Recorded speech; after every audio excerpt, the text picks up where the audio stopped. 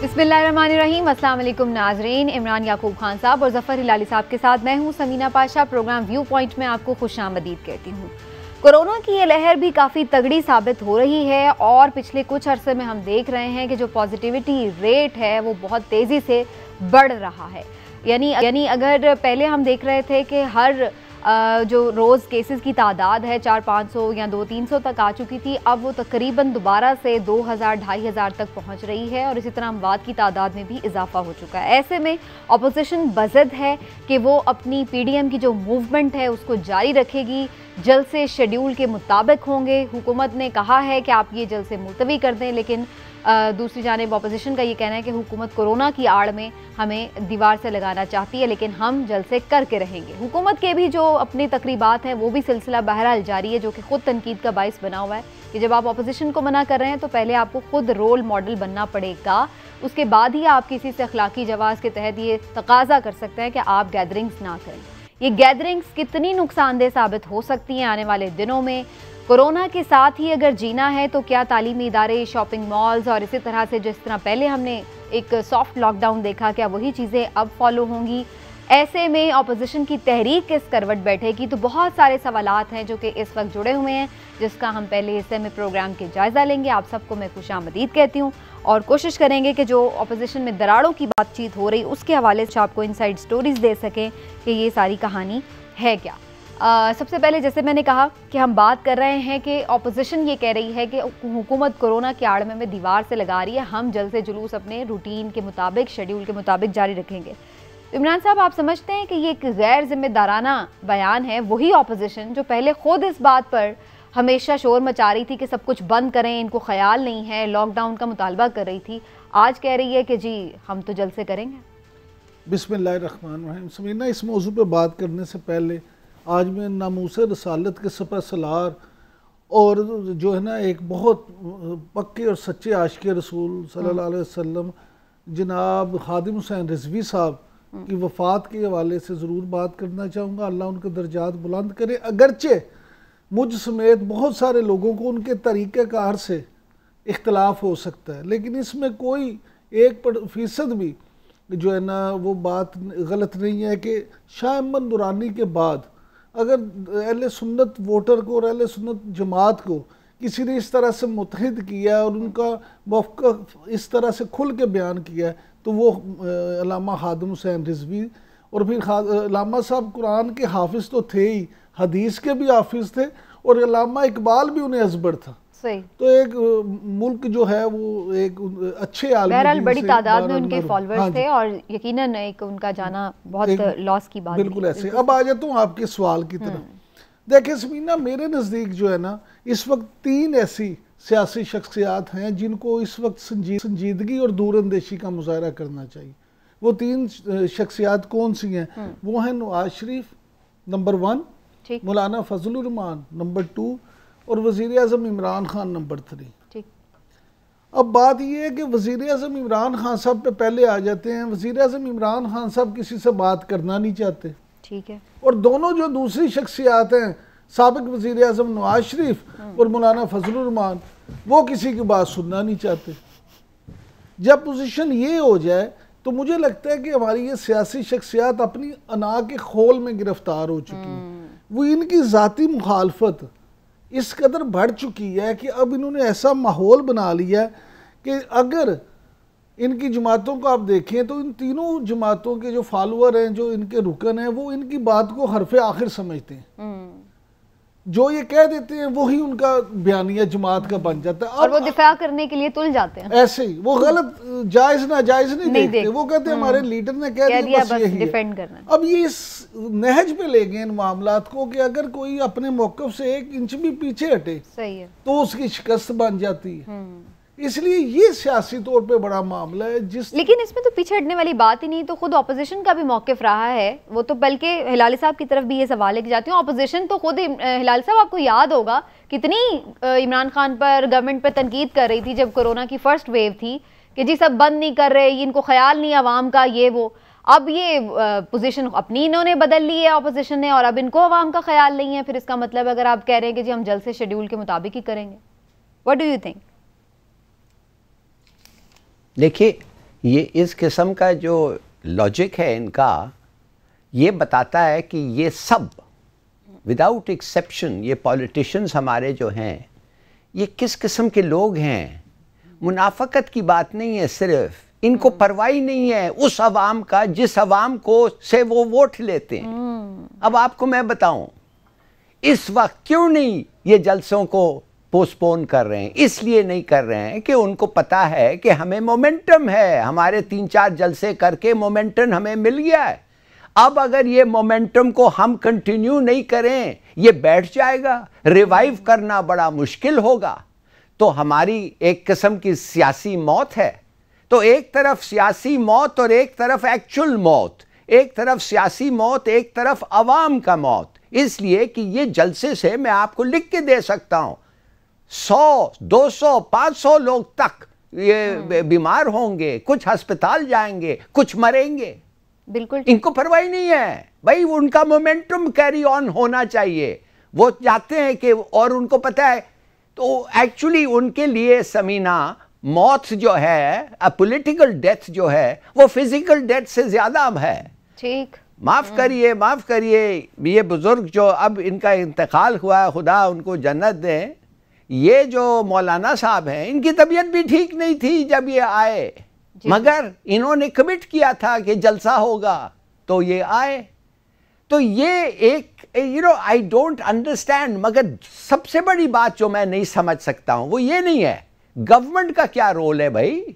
तुम बैन करो, तुम्हारा फर्ज है, तुम्हारे पास औदा है, तुम्हारे पास कुवत है कि तुम ये माचिस को बैन करो, मगर तुम नहीं कह रहे हो, इसलिए कि डरते हो कि अगर तुम करोगे तो ये कहेंगे ये डर के भाग गए, लिहाजा तुम्हें परवाह नहीं है। मगर ये तो तुम्हारा फैसला है, ये तुम्हारा फैसला नहीं है, ये एनसीओसी का फैसला है जिसमें ऑपोजिशन पार्टी भी बैठती है। तो इसका मतलब है कि एक ऑपोजिशन पार्टी जो सिंध का है, गवर्नमेंट जो है, जो इस वक्त ऑपोजिशन में है, वेरी राइट, वो अपने फैसले के खिलाफ वर्जी कर रही है। हाँ। ये हिपोक्रेसी आपने देखा है कभी? Have you ever? इसको बताता है कि ये लोग they should never be near power। ये तो फ्रॉड्स हैं। ये इनको ना पब्लिक गुड के लिए, ना इनकी कंसिस्टेंसी के लिए, ना मोरालिटी में इनका कोई इंटरेस्ट है। ठीक, लेकिन आपने जो ये बात की कि इजाजत ना दें, वो इजाजत बाय लॉ तो नहीं दे रहे हैं। बिल्कुल सही, मैं आपकी सारा पॉइंट ऑफ व्यू से 100% एग्री कर रही हूँ। लेकिन इमरान साहब, बात ये है इंटरेस्टिंगली कि वो लॉफुली तो उन्हें मना कर रहे हैं, आपको लगता है आगे फोर्सफुली भी मना करना पड़ेगा, यानी ताकत का इस्तेमाल करना पड़ेगा जलसे वलसे के लिए, फिर उखाड़ दें उनके स्टेज क्या करें? फोर्सफुली वो उस वक्त मना कर सकते हैं जब खुद मना हो जाए। अभी तक आप ये देखें कि हुकूमत क्या खुद मना हो गई है? क्या हुकूमत ने अपने जलसे और इकट्ठ बंद कर दिए? जब एक जलसा इन्होंने रशकई वाला सिर्फ मुलतवी किया था। बात ये है कि जब आप खुद उस पर अमल नहीं करेंगे तो दूसरों को कैसे मना करेंगे? या तो आप खुद उन SOPs पे पूरी तरह से अमल कर लेना, तो फिर आप कह सकते हैं कि जनाब हमने तो देखे हर तरह की एक्टिविटी ख़त्म कर दी है, अब आप प्लीज़ आप भी कर दें। मुझे ये बताएं कि जो वर्ल्ड हेल्थ ऑर्गेनाइजेशन है WHO, उसका एक असूल है। हिलाली साहब अब जरा मेरी बात मुकम्मल हो लेने दें। वर्ल्ड हेल्थ ऑर्गेनाइजेशन का एक असूल है कि जो पॉजिटिव रेशियो है टेस्टों की, जब वो जिस भी मुआशरे में, यानी अगर आप 100 टेस्ट कराते हैं तो 5 अगर उसके मुस्बित आते हैं तो उस वक्त तक तो वो कहते हैं ठीक है आप लॉकडाउन ना करें, लेकिन अगर आप 5 से बढ़ जाते हैं तो फिर आपको लॉकडाउन की तरफ जाना पड़ता है। ठीक है, हमारे यहाँ 5% से ज्यादा। हाँ जी, अब हमारे यहाँ ये पोजीशन 6% से ऊपर हो गई है। अगर अब मैं पिछले 24 घंटों की भी बात करूं तो 24 घंटे में तकरीबन 42,900 टेस्ट हुए हैं, जिनमें से 2738 यानी 2738 ठीक है अफराद में कोरोना की तस्दीक हुई है। 36 अफराद इससे अपनी जान से भी याद दो बैठे हैं। ये रेशो बनती है जनाब तकरीबन 6.4 यानी 6.5%। अब क्या हुकूमत आलमी जो इदारा सेहत है उसकी रिपोर्ट पे अमल करेगी, उसकी रिकमेंडेशन पे अमल करेगी, या अभी अपना ये देखेंगे? अब आप अभी बात कर रहे थे ना ये जलसों जुलूसों की, मैं तो इससे भी ज्यादा एक खतरनाक चीज समझता हूँ जिस पे पता नहीं ये क्यों चले। इस पे तो मान लिया ना अपोजिशन है, मैं बार बार क्यों कहता हूँ कि हुकूमत खुद उसमें विलिंग नहीं है करने के लिए। उसकी बुनियादी वजह ये है कि सबसे ज्यादा खतरनाक कोरोना को खतरा है तालीमी इदारों से, स्कूलों से। 5 करोड़ से ज्यादा बच्चे रोजाना स्कूल जाते हैं पाकिस्तान में।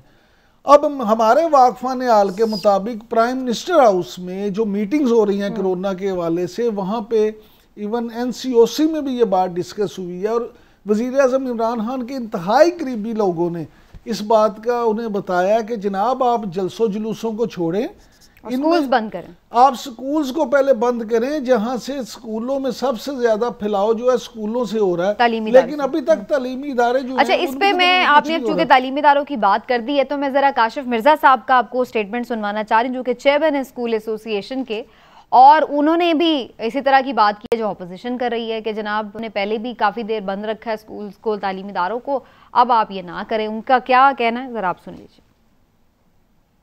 क्या कसूर है हमारी औलादों का? हमारा वो 7.5 करोड़ बच्चा जिनको तुमने 8-10 माह तालीम के जेवर से दूर रखा, इसलिए आपसे दरखास्त है कि इसको रिव्यू करें। इस तजवीज को all Pakistan private school federation पूरे मुल्क के अंदर मुस्तरद कर चुकी है। एक बात हम वाजिया कर दें कि इंशाल्लाह अब तालीमी इदारे बंद नहीं होंगे। तो हिलाली साहब यहाँ तो कोई अगर ताजरों को कहें बंद कर दो वो दुकान नहीं बंद करते, शादी हॉल वालों को कहो वो शादी हॉल नहीं बंद करते, ऑपोजिशन को कह दो वो जलसे बंद नहीं करते, कोई बात मानने को ही तैयार नहीं है। स्कूल वालों की सुन लिया आपने। इसलिए मैं ये आपको कहना चाहता हूँ कि इंफॉर्मेशन मिनिस्टर शिबली साहब ने आज कहा और मैंने खुद सुना कि अगर कोई मारे जाएगा इसलिए कि ये बंद नहीं हो रहा है, लॉकडाउन होना चाहिए, मगर ये जलसे के नतीजे में अगर कोई मारे जाएगा, मरेगा, तो हम उनको जिम्मेदार करेंगे जिन्होंने ये हमारी बात नहीं मानी और ये बैन नहीं किया। मैं कहता हूं वो गलत कह रहा है शिबली। मैं कहता हूं कि शिबली को होल्ड रिस्पॉन्सिबल, उसके पास पावर है, हमने वोट करके कॉन्स्टिट्यूशन उसको पावर दिया है और वो अपना पावर एक्सरसाइज नहीं कर रहा है, वो कुछ नहीं कर रहा है, क्रिमिनल निग्लेक्ट है, ये मैनस्लॉटर है। जब आपको पता है लोग मरेंगे, आपके पास कुव्वत है उनको रोकने के लिए, और अगर आप नहीं करते तो व्हाट इज दैट? इट्स मैनस्लॉटर। तो मैं सिर्फ ये कह रहा हूं कि खुदा के लिए, खुदा को के लिए कायम कुछ करनी तो चाहिए, अपनी हिम्मत दिखाएं। ठीक। मैं आपको कहता रहता हूं समीना, आप पता नहीं आप याद रखती हो कि नहीं, मैं कहता हूं it is more important to know कि क्यों आप पावर में नहीं हैं then it is to know why you are in power. आप समझ गए मेरी बात? सही, वेरी राइट। स्टैंड लो। मगर इन लोग में है ही नहीं, ये है ही नहीं, they are not made of the right stuff. अच्छा लेकिन इसमें एक चीज है, एक पॉइंट ऑफ व्यू जो एक डिफरेंट पॉइंट ऑफ व्यू आता है, इमरान साहब आप दोनों उस पर राय दीजिएगा, वो ये है कि भाई अगर अब कोरोना हमेशा रहे तो हम हमेशा हर चीज़ बंद नहीं कर सकते। अगर स्कूल्स में SOPs के साथ फॉलो हो रहा है, फासले के साथ हो रहा है काम, या शॉपिंग मॉल्स में हम देख रहे हैं कि दुकान के अंदर सिर्फ 2 या 3 लोग हैं और मास्क पहने हुए हैं, तो कारोबारी ज़िंदगी चल सकता है, तो यहाँ तक तो बात ठीक है। लेकिन शादियों में या जनाजों में खुदा न खास्ता, अब मुझे कल ये भी वैसे है कि खादिम साहब का भी जनाजा है, उसमें भी बड़ी तादाद में होंगे लोग, तो यानी ऐसी जगहों पे, जलसों में, जहाँ पे ये आप इतना डिस्टेंस ही नहीं रख सकते। समीना, मैं पहले भी याद है इस प्रोग्राम में हमेशा ये कहता हूँ कि हुकूमत के साथ साथ ही अवाम पे भी बड़ी जिम्मेदारी आयद होती है कि अवाम ने SOPs पे अमल करना है ना। अब अवाम इतनी तो छुन्नी नहीं है कि हुकूमत ही हर चीज़ ज़बरदस्ती करवाए, लेकिन इशू ये नहीं है। असल इशू ये है कि हुकूमत की वो विल पावर ही नहीं है, हुकूमत में डिसीजन पावर ही नहीं है, हुकूमत को फैसला कर ही नहीं पाती। अगर आप या तो एक फैसला कर देना, जिस स्कूल है, अब स्कूलों पे आ जाते हैं, जिस स्कूल पे SOPs है, अगर मतलब मेरा बेटा छोटा बच्चा अगर पढ़ता है एक स्कूल में, वहाँ पे 2 दिन वो स्कूल जाता है और 4 दिन वहाँ पे वो उसकी ऑनलाइन क्लासेस होती हैं। भाई अगर 6 दिन ही आप ऑनलाइन कर देंगे तो कौन सा तूफान आ जाएगा? आप 6 दिन ही ऑनलाइन कर दें, लेकिन उस पे लोग वैसे सेटिस्फाइड हैं, उसके अलग मसले हैं। मैं वैसे सबके पास कहाँ इंटरनेट है। मैं अब आपको बता रहा हूँ। दूसरी बात ये है कि इसी तरह से अगर कोई कॉलेज है 1 हफ्ता खुलता और 1 हफ्ता नहीं खुलता, भैया आप SOP पूरी तरह अगर अमल कर सकते हैं तो जरूर करवाएं। अब शादी की बात आ जाती है, शादी हाल अगर एक जगह पे शादी हाल में 1000 की कैपेसिटी है और वो 300 बंदों को बुला के SOPs के मुताबिक आपसे ये काम करवाते हैं, तो उस पर मैं समझता हूँ कोई इतराज नहीं होना चाहिए अगर वो फासला रख के बंदों को बिठाते हैं। लेकिन अगर वो SOPs पे अमल नहीं करते तो आप किसी बंदे को इबरत का निशान बना दें, दूसरे खुसरे खुद नहीं करेंगे। हुकूमत खुद भी तो कहीं खड़ी हो ना। हुकूमत ये क्यों हर जगह पे बिल्कुल वो होम्योपैथिक क्यों बन जाती है? बिल्कुल, कहीं आपको अगर जैसे लाली साहब कह रहे हैं सख्त फैसले करने पड़ते हैं तो आप बिल्कुल सख्त फैसले करें। जी लाली साहब जल्दी से शॉर्ट कमेंट कर लें जी।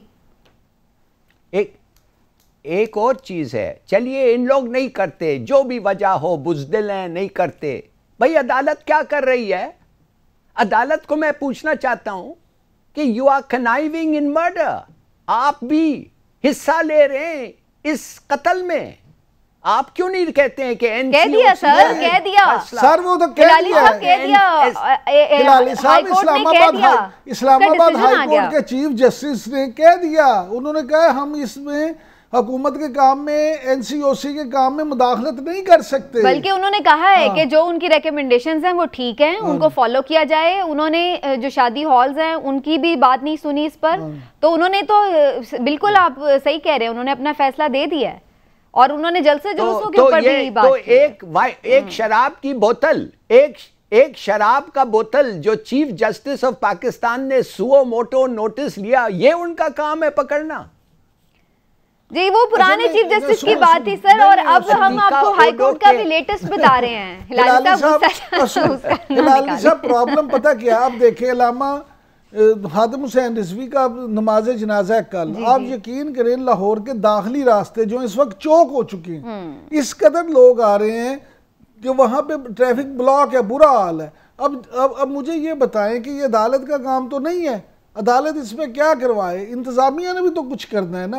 ये सारी चीजें अब अदालत अगर कोई फैसला दे भी देगी तो उस पर अमल तो आपकी एडमिनिस्ट्रेशन ने करवाना है। चले एक ब्रेक लेते हैं हम इसी पॉइंट पर। ब्रेक के बाद हम करेंगे कि हम जान सकें कि आखिर अब जो इस फील्ड के एक्सपर्ट्स हैं, मेडिकल से वाबस्ता लोग हैं, वो क्या रिकमेंडेशंस दे रहे हैं, ये लहर कितनी ख़तरनाक हो सकती है, क्या जिस तरह से हमारी जो एलीट क्लास है, जो हमारी लीडरशिप है, वो इसको लाइट ले रही है, इतना ही लाइट लेने वाली बात है या बात कहीं गंभीर है? एक ब्रेक के बाद आपको बताऊं।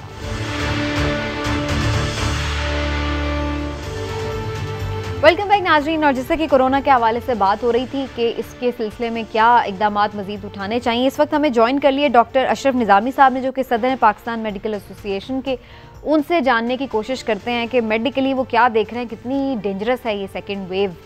बहुत शुक्रिया डॉक्टर साहब आपके वक्त का। और सबसे पहले तो आपसे यही जानना चाह रहे हैं कि लोग पहली वेव से, अगर हम उस तरह, अल्लाह का शुक्र है कि नहीं बहुत ज़्यादा अमवात हुई या वो उतनी तबाही नहीं मचाई गई, तो लोग बहुत लाइट ले रहे हैं सेकेंड वेव को। तो आप क्या बताएंगे कितनी खतरनाक साबित हो सकती है सेकेंड वेव? देखिए, थैंक यू वेरी मच। ये लहर ज़्यादा सख्त होगी, खतरनाक होगी, नहीं होगी के मतलब जो हमारे एक्सपर्ट्स हैं उसके मुताबिक तो यही है, और दुनिया के अंदर भी जो देखा गया है दैट इज कि ये खतरनाक है, पहली लहर से खतरनाक है। और दूसरा हमारे लिए मजीद खतरनाक है द रीजन बीइंग कि हमारे रवैये, हर लहर के ऊपर जो रवैये, हुकूमती रवैये, सिविल सोसाइटी के रवैये, प्रोफेशनल्स के रवैये, वो मैं समझता हूँ कि हमारे उस तरह से नहीं है जैसे हमने पहली लहर मैं उसको कहता हूँ कि जो कि it was about February, March, April, May के अंदर जो था, we were more conscious, we were more alert in all aspects. अब हमारे हॉस्पिटल्स के अंदर people are serious आ रहे हैं, जिनको वेंटिलेटर की जरूरत है, जिनको ऑक्सीजनेशन की जरूरत है, and they need a medical treatment in the hospital. तो ये नंबर अभी कदरे बढ़ रहा है। तो अच्छा डॉक्टर साहब मुझे ये बताइए कि जो वैक्सीन बनने के दावे किए जा रहे हैं, जो ये कहा जा रहा है कि शायद जनवरी तक वैक्सीन जो है वो दस्तयाब भी हो जाएगी, तो आप क्या समझते हैं, इससे कोई फायदा होगा या वाकई इसमें कोई कमी हो सकेगी वैक्सीन के जरिए से? वैक्सीन तो है, वैक्सीन आ जाएगी इंशाल्लाह फिर दिसंबर जनवरी तक, आई एम श्योर कि आ जाएगी। लेकिन क्या वैक्सीन इसका हल है? वो बीमारियां, वो ऐसी वबाई अमराज जिनके साथ वैक्सीन मौजूद है, तो वैक्सीन इज नॉट 100% क्योर। कि 100% ये प्रिवेंशन उसके साथ नहीं है कि जिस शख्स को लग जाएगी उसके साथ वैक्सीन के साथ कवर हो जाएगा और फिर उसको ये बीमारी नहीं होगी। इट इज इक्वली एज जैसे फ्लू होता है तो फ्लू की वैक्सीनेशन भी मौजूद है, लेकिन इसके बावजूद people they suffer from the flu. Influenza के साथ भी इसी तरह से ही होता है। तो इसके लिए ये कहना कि एक दफा वैक्सीन आ जाएगी तो उसके साथ सारा हो जाएगा, मैं समझता हूँ कि इसके ऊपर हमें बहुत ज्यादा डिपेंडेंट नहीं होना चाहिए। कि जबकि चाइनीज की मुझे जितनी याद पड़ती है कि चाइनीज जो प्रेसिडेंट है मिस्टर शी, उन्होंने बड़ा कहा था कि जो भी अंडर डेवलपिंग कंट्रीज है वो उनको अपनी वैक्सीन मुफ्त प्रोवाइड करेंगे and having the good relations with China, और मोर ओवर उनके ट्रायल हमारे पास हो रहे हैं। तो सच्ची बात मुझे तो ये समझ वो सही आपकी बात, यू राइटली सेड कि हम सिर्फ उस पर डिपेंड नहीं कर सकते और मुफ्त भी पता नहीं फ्राहम हो सकेगी या नहीं, क्योंकि वैसे ऐलान तो यही करी है गवर्नमेंट के जी हम मुफ्त फ्राहम कर देंगे, लेकिन ज़ाहिर है ये उसकी कॉस्ट कितनी होगी ये भी देखना होगा। लेकिन डॉक्टर साहब आप वैसे क्या समझ रहे हैं, चूँकि हम पहले की निस्बत अब एक वेव को फेस कर चुके हैं तो मेडिकली भी आप लोग भी यकीनन बेहतर अब हमारे पास फैसिलिटीज़ हैं, बेहतर ट्रेनिंग है, बेहतर एक एक्सपीरियंस है कि हम उस चीज़ को दोबारा से डील कर सकें। मैं इससे पहले आपका जो हमारी बात या कम से कम मेरी बात रह गई कि हुकूमत का ये कहना कि हम मुफ्त देंगे, I have deeply concern over the statement जो कि इस वक्त हम कर रहे हैं कोविड-19 की टेस्टिंग की खातिर जो हमने किया था कि पहले हुकूमत ने जो किट्स खरीदी और लोगों को मुफ्त फराहम की, कुछ जो थी ऑर्गेनाइजेशन, और उन्होंने 15-15 हज़ार 12-12 हज़ार के अंदर ये टेस्ट किए। फिर हुकूमत ने जब इसकी प्राइस फिक्सिंग की तो प्राइस फिक्सिंग भी 6,500 और 5,500 कर दी। मैं समझता हूँ कि एक नॉर्मल आदमी के लिए ये अफोर्डेबल नहीं है ये सारी जो है।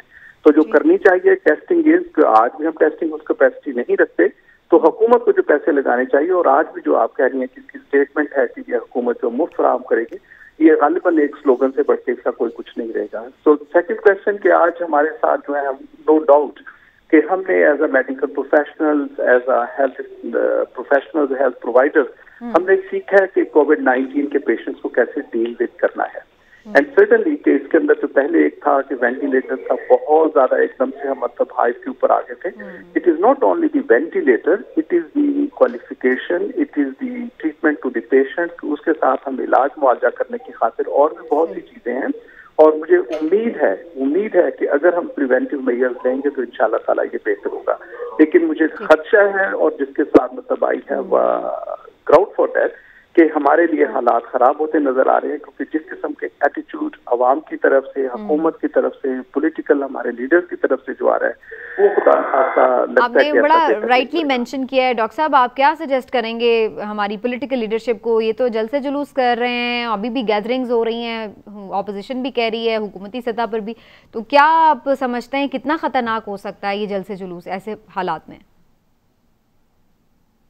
अनफॉर्चुनेटली ये जो एक खला पैदा हो गया है पॉलिटिकल पार्टीज के दौरान, गवर्नमेंट के दौरान दरमियान में, तो ये कोई अच्छी, इसके लिए मेरा कहना एज हेल्थ प्रोफेशनल, मैं समझता हूँ कि स्कूल्स को भी बंद होना चाहिए, बिकॉज कोविड-19 मतलब ये भी हाई राइज के ऊपर जा रहा है, और उसके लिए हम जितना भी प्रिवेंट कर सकें that is one of the major. शादी के लिए मतलब भले ये लोगों को पसंद आए या ना आए, लेकिन मैं समझता हूँ कि हर उस इज्तिमा से जिसके साथ कि हमारी, अब देखें ना कि अगर शादी की वहाँ पे तकरीब है और शादी के अंदर अब आप 300-400 बंदों को इजाजत दे रहे हैं, हाउ कम्स के खाना खाने के लिए कौन सा मास्क और कौन सी मतलब आपके सारे SOPs, that is practically not possible. तो हुकूमत को it is a not only day to day affair, मैं समझता हूँ it is a moment to moment affair, और हुकूमत को बाकी लोगों को एतमाद में लेना चाहिए, पॉलिटिकल पार्टीज को एतमाद में लेना चाहिए, मेडिकल ऑर्गेनाइजेशंस को एतमाद में लेना चाहिए, और इसको कैसे हमें डील विद करना है। इट इज वेरी इमरजेंसी, और बदकिस्मती से कि हमारे एक मिजाज बन गया कि we have like to be in an emergency, और उस वक्त हम फिर पछताते हैं कि अगर ऐसे कर लेते तो वैसा होता। हमने सीखने की कोशिश की, लेकिन हुकूमत की तरफ से मैं समझता हूँ कि अभी तक वैसे नहीं सीखा गया, जैसे कि किसी भी इमरजेंसी और किसी को वबा को करने की खातिर सीखने के लिए हुकूमत तैयार नहीं। ठीक है, बहुत शुक्रिया आपका डॉक्टर अशरफ निज़ाम हमारे साथ मौजूद थे। हिलाल साहब, हम हमेशा ये बात पहले भी कहा करते हैं जब हम कोरोना डिस्कस करते हैं कि कम से कम आप हमारी नहीं और किसी की नहीं तो जो मेडिकल प्रोफेशनल्स हैं उनकी बात तो सुन लें कि वो क्या कह रहे हैं। तो अब तो बड़ा क्लियरली डॉक्टर साहब ने सारी बातें कर दी हैं, लेकिन एक कंसर्न जो स्कूल्स के हवाले से मैं उस पर आपका ज़रूर कमेंट लेना चाहूँगी कि ये सिर्फ पढ़ाई का नुकसान नहीं है जो पेट में दर्द सबके उठ रहा है, बल्कि ये भी है कि फ़ीसें कैसे देंगे असातिज़ा की, स्कूल्स के ये जो सारे मसले मसाइल हैं उनको कैसे निपटा जाए। तो इसके लिए कोई सजेशन है आपके पास? जी, इनके लिए सजेशन है, मगर आपको मैं एक और ख़तरनाक बात बताऊं कि हमारे पास एक वैक्सीन आने वाला है इंशाअल्लाह जो 90% हमें प्रोटेक्शन देगा। अच्छा, मैं आपसे एक सवाल पूछना चाहता हूं, 80% लोग, जब आप 100 लोगों को टेस्ट करते हैं तो 80% तो बिल्कुल सही होते हैं, वो उनको कुछ नहीं होता है। 20% होते हैं जो शायद इन्फेक्टेड हो। उस 20% में आपका वैक्सीन तो सिर्फ 10% को कवर करता है। इन अदर वर्ड्स 10% लोगों को कुछ नो प्रोटेक्शन। वैक्सीन बेकार है, 90% का वैक्सीन बेकार है। 10% लोग प्रोटेक्ट नहीं होते, 80% तो एसिमेट्रिकल है। वो और वो तो डॉक्टर साहब ने भी राइटली कहा है कि आप सिर्फ उस पर डिपेंड नहीं कर सकते। 10% नहीं, एक मिनट। और ये अब मैं अब पूछना चाहता हूं कि 98% जब वैक्सीन इफेक्टिव होगा, वो आप कह सकते हैं वो एक ऐसा वैक्सीन है जो आपको इस्तेमाल करना चाहिए। वो अभी तक हमारे पास आया नहीं है। 90 है और 95 है। तो मैं समझता हूं ये बड़ा सीरियस बीमारी है। और जो डॉक्टर साहब कह रहे थे सही है। अब आप कह रहे हैं पढ़ाई के बारे में, भाई खुदा के लिए, अगर आप मैट्रिक 1 साल बाद कर लें, आप 70 साल या 60 साल 70 साल तक जिंदा रहते हैं, आप अगर मैट्रिक 1 साल बाद कर लें, what difference does it make? और ख़ास तौर जब इसलिए कि आपका जान भी बच गया, दूसरों का भी जान बच गया। तो गवर्नमेंट को इन लोग जो स्कूल्स चला रहे हैं और जिनका नुकसान हो रहा है, इनके लिए एक पैकेज निकालना चाहिए। क्या है पैसे इतने कि नहीं? ये जो अच्छे अच्छे फिगर्स आप ब्रॉडकास्ट कर रहे हैं, उसे हमारी ये बचत हो गई, वो बचत हो गई, ये हो गई, ये बचत किस लिए? अवाम के लिए है ना। और ये बचत अगर वो लोग जो स्कूल चला रहे हैं और स्कूल्स खोले हैं और उनका नुकसान हो रहा है और वो बैंकक्रप्ट हो रहे हैं, उनको दे, बिल्कुल सही है, उनको दो। लेकिन अवाम को प्रोटेक्ट करना चाहिए, स्टूडेंट्स को प्रोटेक्ट करना चाहिए। बिल्कुल ठीक है। इमरान साहब के भी पॉइंट ऑफ व्यू लेते हैं। हिलाली साहब जिस वैक्सीन की बात कर रहे हैं, मोटरना की जो 95% होगी, उसमें तो अभी अमेरिका कह रहा है कि वो अगले साल जाके उसमें होगी कि जनरल पॉपुलेशन के लिए वो अवेलेबल हो। ठीक है। तो यहाँ तो हुकूमत ने, क्या हमारी हुकूमत के इतने वसाइल हैं, इतनी अकल है इनके पास, इन्होंने इतनी प्लानिंग की है कि ये कर सके। दूसरी बात ये कि मुझे आप ये बताएं कि फ्लू की वैक्सीन तो पूरी दुनिया में बड़ी मुस्नद मानी जाती है ना। हर साल फ्लू में से 2.5 लाख से 6 लाख तक बंदा मर जाता है। वैक्सीन कभी भी किसी चीज का मुकम्मल इलाज हो ही नहीं सकता। बिल्कुल ठीक। इसके लिए हमें अपना लाइफस्टाइल अब चेंज करना पड़ेगा कोरोना जैसी बीमारी से निपटने के लिए। कोरोना एक ऐसी बीमारी नहीं है कि जो सिर्फ हम हुकूमत पे छोड़ दें या वैक्सीन पे छोड़ दें। यस, आप इसको देखें, हमें अपना लाइफस्टाइल चेंज करना पड़ेगा, उसके मुताबिक जीना सीखना होगा। वो तालीम हो, वो शादी हो, वो ब्याह हो, वो शॉपिंग हो, हमें हर चीज में अपने SOPs करने पड़ेंगे। और एक जी सर, जी हिलाली साहब, यस, गुड पॉइंट। और दूसरी बात कि 6 महीने के लिए ये क्या एक और शॉट ले लो, 6 मंथ्स, 6 महीने के बाद। अरे भाई ये 6 महीने के बाद और शॉट, ये क्या हुआ है? जो वैक्सीन कम से कम 1 साल तक नहीं चलता वो नहीं चलेगा। ठीक है। जैसा फ्लू का वैक्सीन है 1 साल के लिए चलता है, ये दूसरा शॉट लेना और पैसे देना और ये करना, आपको मैं बता नहीं सकता हूं कि क्या केओस होगा, खास तौर उन मुल्कों में हमारे तरह जिनके पास लोगों के पास पैसे नहीं है। एक सेकंड समीना, हिलाली साहब मैं आपके साथ सिर्फ एक बात, अगर मैं पाकिस्तानी शहरों का अगर मुआवजा कर दूं ना कि कहाँ पे कितने % है इस वक्त, तो हिलाली साहब आपको हैरत होगी कि सबसे ज्यादा जो है ना मरीज, अगर आप देखें पेशावर में है, पेशावर में पॉजिटिव जो रिपोर्ट आ रही है आपकी वो 12.1% है। अगर आप कश्मीर को भी साथ मिला ले तो मुजफ्फराबाद में 18% है, कराची में 11.9%। अगर पॉजिटिविटी रेट ये रहता है तो आपके पास वैक्सीन आ भी जाए तो आप कैसे कोप करेंगे? इस्लामाबाद में 7.2% और कोयटा में 7.4%। लाहौर में सबसे कम है, इस लिहाज से देखा जाए कि 4.4%। बिल्कुल ठीक है भाई, अगर आप सही करेंगे ही नहीं, अगर आप मास्क आज तक आप अभी मास्क लगाने पे तो लोगों को आमादा नहीं कर सके, तो आपने बाकी अब तो वैसे लगता है वो जो दिल्ली वाली है ना सजेशन के, वो ज्यादा बेहतर है कि हैवी फाइन्स किए जाएं। फिर मुझे ब्रेक लेना है। ये जो हफीज शेख एक मिनट, हफीज शेख आके जो पिक्चर्स दिखाता है कि मैंने इतने पैसे बचाए, इतने पैसे बताएं, centres start mask distributor centres करो और उन सेंटर्स में एक और पैकेज दो, विटामिन डी दो, विटामिन सी दो, छोटे छोटे एक हफ्ते के लिए लोगों को दें कि उनकी इम्यूनिटी बढ़े। हिलाली साहब ये मैं सारी आपको इसमें मैं कल गरीब आदमी अनपढ़ गरीब किधर जाएगा भाई? तुम्हारा फर्ज है उनको देना। आप जरूर लें। कल हिलाली साहब मैं आपको स्टोरी सुनाऊंगा, ये पैसे बचा रहे हैं, पैसे बचाने वाली। कल आपको ऐसी स्टोरी सुनाऊंगा कि आप खुश हो जाएंगे वो स्टोरी। चले जी, एक ब्रेक लेते हैं नाज़रीन, ब्रेक से वापस आते और इम्पोर्टेंट इशू के हवाले से बात होगी ब्रेक के बाद। हमारे साथ रहिए। वेलकम बैक नाज़रीन। वज़ीर-ए-आज़म के दौरा अफगानिस्तान के हवाले से गुफ्तगू हमें करना थी, लेकिन वक्त बिल्कुल कम रह गया, तो मैं थोड़ा सा इसी के हवाले से एक शॉर्ट कमेंट ज़रूर लूँगी। इमरान साहब, फिर अब वो जो वोट को इज़्ज़त दो वाला मास्क पहनने से कोरोना भी नहीं लगेगा और वोट को भी इज़्ज़त मिल जाएगी? देखिए मीना, बात ये हमारी जो कौम है ना, वो पंजाबी में कहते हैं डंडा पीर बिगड़िया तिगड़िया था। अब मैं आपको इसकी हिलाली साहब एक छोटी सी मिसाल देना चाहूँगा।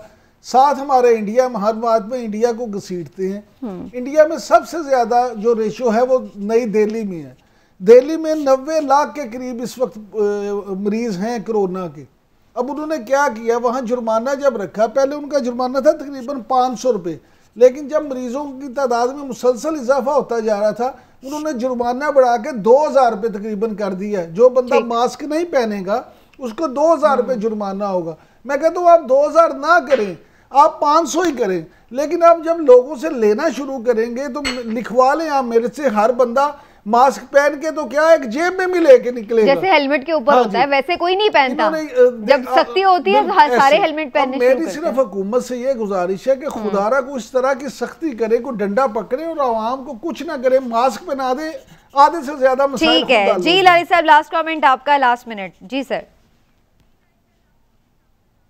एक मैजिस्ट्रेट को तीन पुलिस वालों के साथ जिनके हाथ में सोटी और बेत हो वो ले आए और इनको 4-4, 6-6 बेत उसी वक्त मारे, उसी वक्त, और आप देखें ये सही हो जाएंगे। गाड़ी से खींच के इनको मारे। बिल्कुल ठीक है। तो आप दोनों का ख्याल ये इस पे इत्तेफाक हो जाता है कि जनाब सख्ती होगी तो फिर ही बात बनेगी, लेकिन सख्ती हर लिहाज से ज़रूरी है। लेकिन आपकी जहाँ एक्शन की नाज़रीन बात आती है तो वहाँ पर मेरा ख्याल है आपको ख़ुद भी इतनी सेंस होनी चाहिए कि आपने अपनी हिफाजत करनी है तो कैसे करनी है। जो हुकूमत के करने के काम है सर्टनली उन्हें करने चाहिए, वो भी आके फौरी अनाउंस करें कि अब कोई गैदरिंग नहीं, और अपोजिशन भी करे, और जो आवाम के करने के काम है वो भी करे। इसी के साथ आज के प्रोग्राम से इजाज़त, कल इंशाल्लाह फिर मिलेंगे। अल्लाह।